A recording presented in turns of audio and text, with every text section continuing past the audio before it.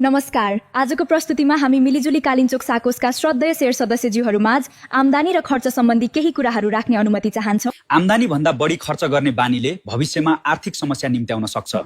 त्यसैले खर्च गर्दा सधैँ आम्दानी अनुसार मात्र गरौँ।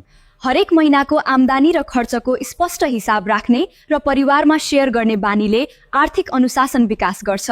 सानो रकमबाट नियमित बचत गर्ने बानीले भविष्यका ठूला ठूला आवश्यकता पूरा गर्न सहयोग गर्छ। आवश्यकता र चाहना छुट्टै आएर खर्च गर्दा अनावश्यक ऋणबाट बच्न सकिन्छ। त्यसैले आवश्यकतामा मात्र खर्च गरौँ। भविष्यमा आकस्मिक बिरामी पर्ने, दुर्घटना वा समस्या आउन सक्ने भएकाले आपतकालीन बचत अनिवार्य गरौँ। उत्पादनमूलक तथा आय आर्जन बढाउने क्षेत्रमा मात्र ऋण प्रयोग गरौँ।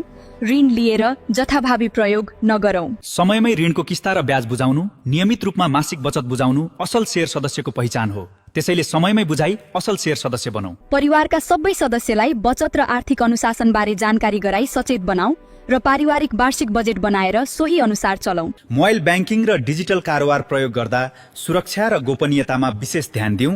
डिजिटल कारोबारलाई प्राथमिकतामा राखौँ। सुदृढ आम्दानी खर्च व्यवस्थापनले परिवार, समाज र सहकारी संस्थालाई बलियो बनाउँछ। शेयर सदस्यको भविष्य उज्यालो हुन्छ। ध्यानपूर्वक भिडियो हेरी सुनिदिनु भएकोमा हजुरलाई हार्दिक धन्यवाद एवं कृतज्ञता व्यक्त गर्दछौँ। भिडियो शेयर गर्न अनुरोध छ। धन्यवाद। नमस्कार।